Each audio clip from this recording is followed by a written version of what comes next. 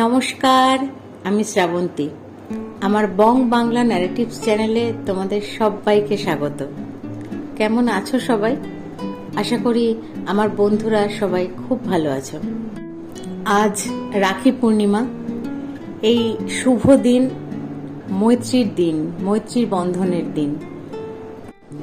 এই পবিত্র দিনে বং বাংলা ন্যারেটিভসের তরফ থেকে তোমাদের সবার জন্য রইল অনেক অনেক শুভেচ্ছা আর ভালোবাসা।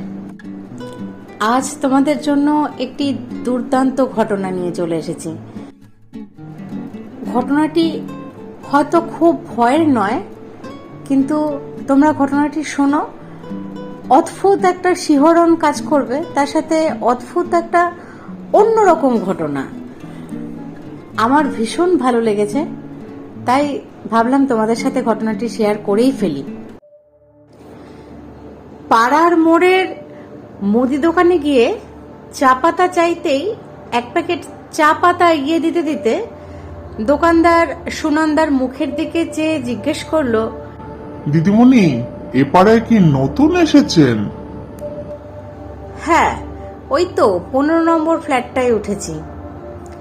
চা পাতার দামটা দিতে দিতে হেসে বলল সুনন্দা। পাড়ায় থাকতে গেলে পাড়ার দোকানদারদের সাথে সুসম্পর্ক রাখতে হয়, কারণ বিপদে আপদে তারাই কাজে আসে। দোকানদার লোকটা কিন্তু সুনন্দার কথা শুনে খানিকটা যেন চমকে উঠে বলল, 15 নম্বর বাড়ি? কিন্তু ও বাড়ির কেউ তো বাড়িতে চা খায় না দিদি। এবারে মুখ তুলে দোকানদারের দিকে চেয়ে সুনন্দা জিজ্ঞাসা করলো, সে কি, বাড়িতে চা খায় না এর মানে কি? দোকানদার একটু আমতা আমতা করে বলল, না, আসলে এই একটু সামনে গেলেই বিষ্টুর চায়ের দোকান আছে তো। সুনন্দা, ও আচ্ছা, তাই বলুন। ঠিক আছে, এখন চলি তাহলে, আবার পরে আসব বলে ওখান থেকে চলে এলো। ফ্ল্যাটে ফিরে সুনন্দা চায়ের জল চাপালো। দুদিন হলো তারা এই ফ্ল্যাটে উঠেছে। তারা মানে সুনন্দা আর তার স্বামী অরিন্দম। অরিন্দম অফিসে গেছে। এই দুদিনে প্রতিবেশীদের কারোর সাথেই এখনো পরিচয় হতে পারেনি।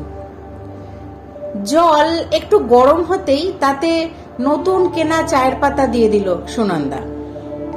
চায়ের একটা সুন্দর সুবাস ছড়িয়ে পড়ল পুরো ঘর জুড়ে। হাত বাড়িয়ে ওভেনের আঁচটা সবে কমাতে যাবে সুনন্দা, এমন সময় বাড়ির কলিং বেলটা হঠাৎ বেজে উঠল। কোনো মতে আঁচটা কমিয়ে দিয়ে দরজার সামনে গিয়ে সুনন্দা দেখল একজন সুন্দরী ও সুশ্রী মহিলা দাঁড়িয়ে আছেন। সুনন্দাকে দেখতেই তিনি বললেন, আমি আপনাদের প্রতিবেশী। আপনারা নতুন এসেছেন শুনলাম, তাই পরিচিত হতে এলাম।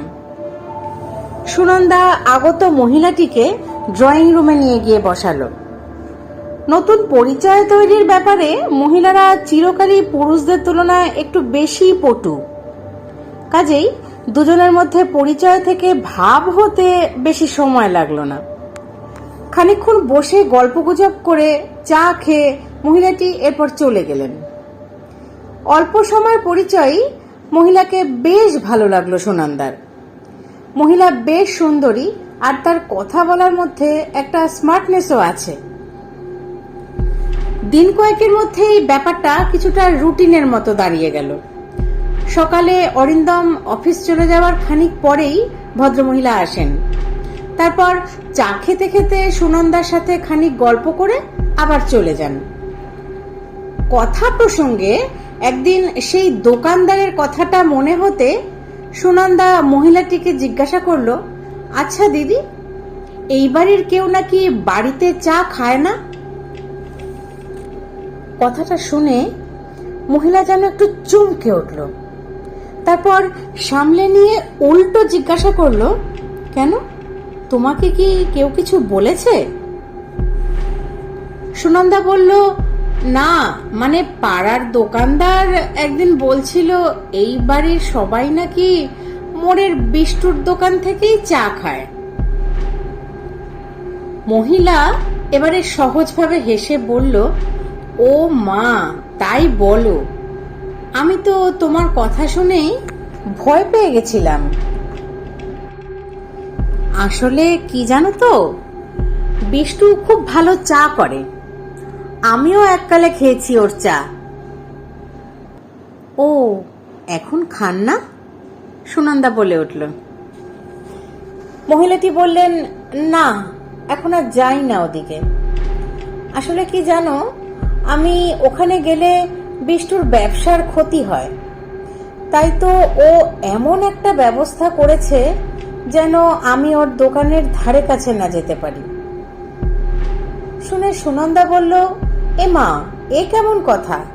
আপনি ওখানে গেলে ওর ব্যবসার ক্ষতি হবে কেন?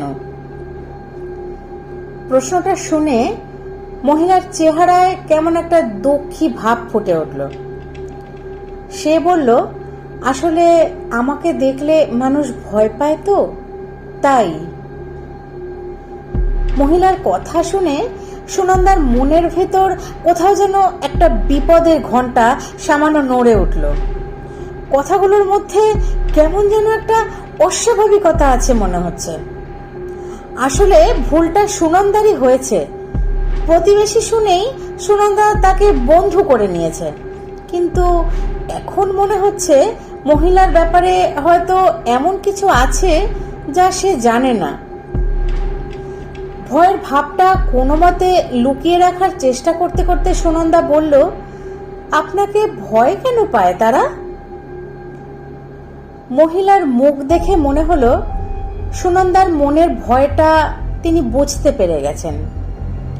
চায়ের কাপটা নামিয়ে রাখতে রাখতে তিনি বললেন, তুমি খুব সহজ সরল মনের মানুষ। আমাকে ভালোবেসে বন্ধু করে নিয়েছো, তাই তোমাকে মিথ্যে কথা বলবো না। আর মিথ্যে বলে এখন আর কোনো লাভও হবে না। তোমার মনে যখন একবার সন্দেহ জন্মেই গেছে, কাজেই সত্যিটা তুমি এমনিতেও জানতেই পারবে। এবারে সুনন্দার সত্যি সত্যি ভয় করতে শুরু করলো। কিছুদিন আগেই অরিন্দম বলেছিল শহরে নাকি মহিলা ডাকাত বেরিয়েছে। তারা নানাভাবে বাড়ির মহিলাদের সাথে ভাব জমিয়ে ঘরে ঢুকে পড়ে, তারপর সুযোগ মতো সব লুট করে পালায়। ভয় পেলেও উপস্থিত বুদ্ধি হারালো না সুনন্দা। কৌশলে পাশে রাখা সেলফোন থেকে বাড়ির দারোয়ানের নাম্বার ডায়াল করলো। মহিলা কিন্তু সেদিকে ভ্রুক্ষেপ না করে বলে চললেন, ভয় পেও না ভাই, আমি তোমার ক্ষতি করব না। বেঁচে থাকতে আমিও তোমার মতোই লক্ষ্মী বউ ছিলাম। মহিলার শেষ কথাগুলো শুনে সুনন্দা ঠিক বুঝতে পারল না, শুধু এইটুকু বুঝল যে সেগুলো স্বাভাবিক কথা নয়, কারণ এরই মধ্যে তার মাথার ভেতরের বিপদের ঘন্টাটা আরো জোরে বাজতে শুরু করেছে। কোন রকমের শুকনো গলায় সে বলল, বেঁচে ছিলেন মানে? মহিলা বললেন, হ্যাঁ গো, এই বাড়িতেই তো থাকতাম। তোমার মতোই খুব চা খেতে পছন্দ করতাম। তারপর একদিন এই চায়ের জল চড়াতে গিয়েই তো শাড়ির আগুন লেগে পুড়ে মরলাম।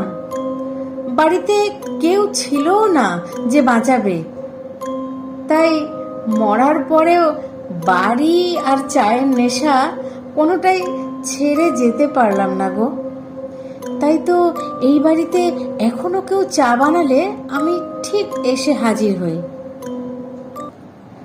মহিলার কথা শেষ হলো না, তার আগেই জোরে জোরে বাড়ির কলিং বেল বেজে উঠতেই সুনন্দা সাহস ফিরে পেয়ে বসা থেকে সোজা উঠে দাঁড়ালো।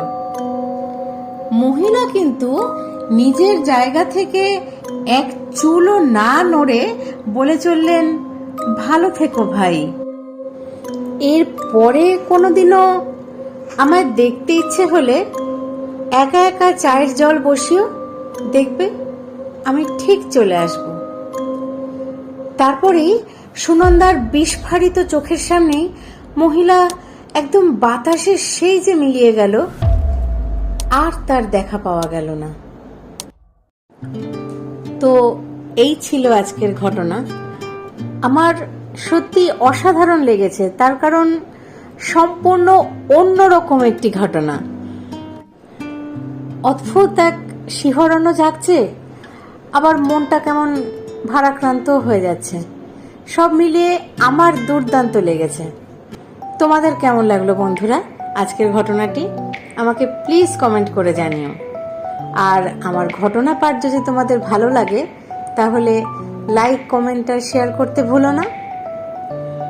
এরকম দুর্দান্ত সব ঘটনা তোমরাও আমাকে পাঠিয়ে দিতে পারো। ডেসক্রিপশন বক্সে আমার ইমেল আইডি দেওয়া আছে। তোমাদের সাথে ঘটে যাওয়া ঘটনা বা তোমাদের বন্ধু বান্ধব, আত্মীয় স্বজনদের সাথে ঘটে যাওয়া বিভিন্ন ধরনের ঘটনা আমাকে পাঠিয়ে দিও। আমিও তাহলে সেগুলো তোমাদের সবার সাথে শেয়ার করে নিতে পারবো। আর তোমরা তো জানোই, সোমবার আর শুক্রবার সন্ধে 6টা মানে বং বাংলা ন্যারেটিভসের তরফ থেকে দুর্দান্ত দুর্দান্ত সব ঘটনা। তাহলে সব ঘটনার সাক্ষী থাকতে আমার চ্যানেলটিকে সাবস্ক্রাইব করে আমার পাশে থেকো বন্ধুরা। আজ তাহলে এই পর্যন্তই। আবার তোমাদের সাথে দেখা হচ্ছে, কথা হচ্ছে আগামী দিনে। সবাই খুব ভালো থেকো, সুস্থ থেকো, আর অবশ্যই সবাই সাবধানে থেকো এবং সচেতন থেকো। ধন্যবাদ।